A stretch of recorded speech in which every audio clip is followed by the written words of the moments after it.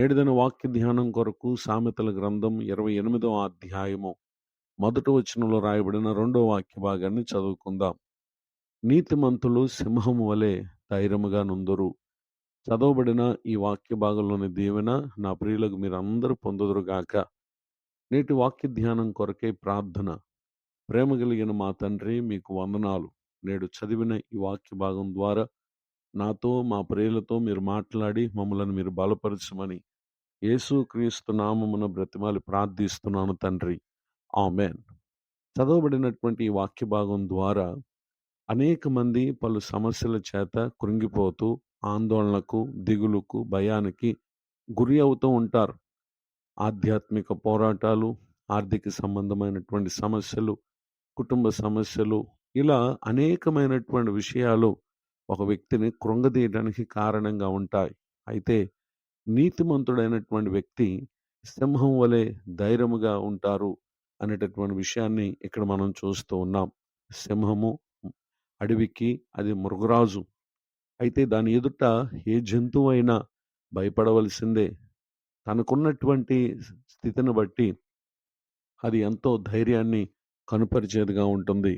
అయితే ఈ భూమి మీద మానవులమైనటువంటి మనం ఎదుటి వ్యక్తికి ఒకవేళ భయపడేవారం కాకపోవచ్చు కానీ అనేక సమస్యలు ఎంతటి బలవంతులనైనా అవి కృంగదీస్తూ ఉంటాయి. గనుక దేవుని వాక్యం మనకు తెలియచేసేటటువంటి ఒక అద్భుతమైన మాట ఏంటంటే, నీతిమంతులు అనగా దేవుని యందు విశ్వాసం ఉంచిన వారు ఏ పరిస్థితుల్లో వారు ప్రవేశించినా ఎంత మాత్రం కూడా వారు అధైర్యపడని వారుగా ఉంటారు. దానిని గురించి దేవుని యొక్క వాక్యం మనకి ఈ విధంగా సెలవిస్తూ ఉంది. సామెతల గ్రంథం 24వ అధ్యాయము 10వ వచనంలో, శ్రమ దినమున నీవు కృంగిన ఎడల నీవు చేతకాని వాడు వగుదు అని దేవుని యొక్క వాక్యం తెలియజేస్తూ ఉంది. నీతిమంతుడైనటువంటి వ్యక్తి ఎంత మాత్రం కూడా అతడు అధైర్యపడడు. ఎందరైతే ప్రభు పట్ల విశ్వాసం ఉంచవలసినటువంటి విషయాల్లో బలహీనలుగా ఉంటారో వారు తాము ఎదుర్కొనేటటువంటి పలు సమస్యలను గూర్చి ఎంతో కృంగిపోతూ ఉంటారు అనేటటువంటి విషయాన్ని మనం గ్రహించాల్సినటువంటి వారమై ఉన్నాం. పరిశుద్ధ గ్రంథంలో అనేక సంఘటనలు రాయబడి ఉండగా వాటిలో నేడు ఒక సంఘటనను మన ధ్యానంలోనికి తీసుకుందాం.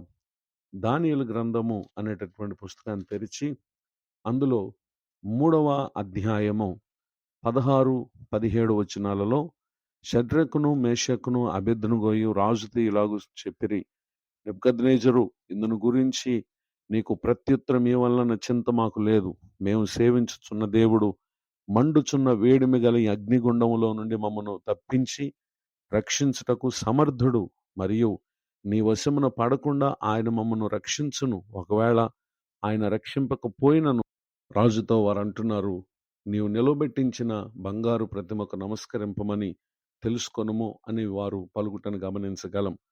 ధైర్యంతో వారు పలికిన ఆ మాటను బట్టి అత్యాగ్రహం నొందినటువంటి ఈ రాజు గుండము ఎప్పటికన్నా 7 అంతలు వేడిమిగా చేయమని వారికి ఆజ్ఞ ఇచ్చినప్పుడు వారు ఆ విధంగా చేశారు.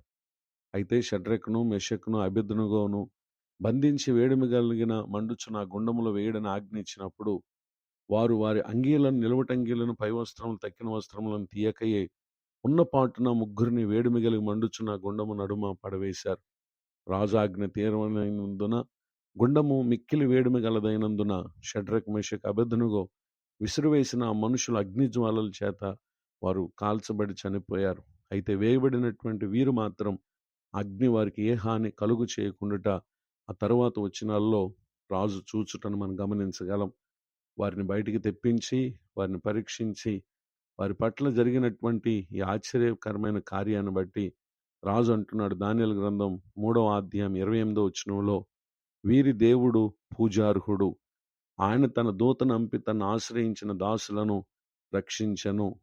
వారు తమ దేవుని గాక మరి ఏ దేవునికి నమస్కరింపకయు ఏ దేవుని సేవింపకయు ఉందుమని తమ దేహములను అప్పగించి రాజు యొక్క ఆజ్ఞను వ్యర్థపరిచిరి. కాగా నేను ఒక శాసనం నియమించుచున్నాను. ఏదనగా ఈ విధముగా రక్షించుటకు సమర్థుడకు దేవుడు గాక మరి ఏ దేవుడును లేడు అని చెప్పి మాట్లాడుటను ఇక్కడ మనం గమనించగలం. ఆ తర్వాత వీరి ధైర్యాన్ని బట్టి వారిని బబులోను సంస్థానములో నెబుకద్నెజరు హెచ్చించినటువంటి విషయాన్ని కూడా అక్కడ మనం చూడగలం. ఈ మాటలు వింటున్నటువంటి నా ప్రియ సహోదరి సహోదరులు, వారు అంతటి ధైర్యాన్ని కనపరచడం గల కారణం ఏంటంటే, తాము విశ్వసించినటువంటి దేవుడు సజీవుడని వారు ఎంతో నమ్మిక కలిగినటువంటి వారు గనుక తమ నీతి ఆ స్థలమందు కనుపరచబడింది. ఈ మాటలు వింటున్నటువంటి నా ప్రియులకు మీరు కూడా మీరు ఎదుర్కొనే ప్రతి పరిస్థితుల్లో కృంగిపోక, అధైర్యపడక, ప్రభునందుంచినటువంటి విశ్వాసముతో ధైర్యమును కనుపరచండి. మీ పక్షంగా ఆశ్చర్యకరమైన సహాయాన్ని చేయుటకు మన ప్రభువైన యేసుక్రీస్తు వారు సమర్థుడు. ఇటు దీవెనలకు నా ప్రియులకు మీరు పాత్రులు కావాలని కోరుతూ ఈ మాటలు ముగిస్తూ ఉన్నాను. ప్రార్థన. కృపగలిగిన మా తండ్రి, మీకు వందనాలు. నేడు విన్న ఈ మా వాక్యం ద్వారా మా ప్రియుల ఆత్మలను కృంగిన స్థితి నుండి, వేదనకరమైన స్థితి నుండి ధైర్యముతో మీరు అనుగ్రహించినటువంటి శక్తి చేత బలమొందుటకు సహాయం చేయండి. దైవజనులను, వారి కుటుంబాన్ని, సేవా పరిచయం దీవించండి.